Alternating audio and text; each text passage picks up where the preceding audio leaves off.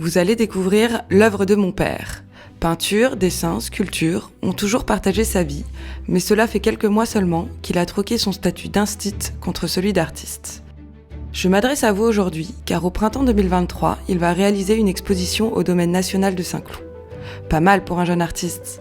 Pour que l'expo ait lieu, il a besoin de se procurer du matériel, de la peinture, du bois, du vernis, d'acheminer les œuvres, d'éditer des cartels poétiques et de communiquer sur cette exposition.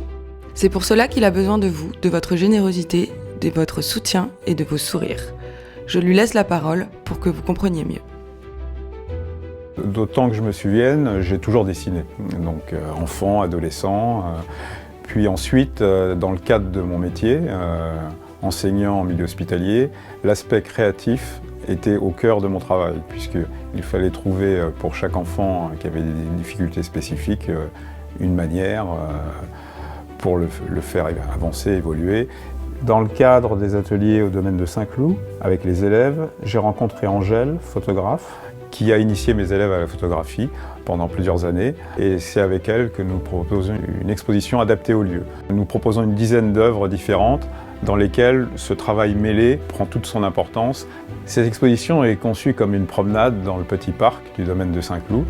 Une dizaine d'œuvres seront disposées le long de ce parcours. Elles auront des tailles et des volumes différents.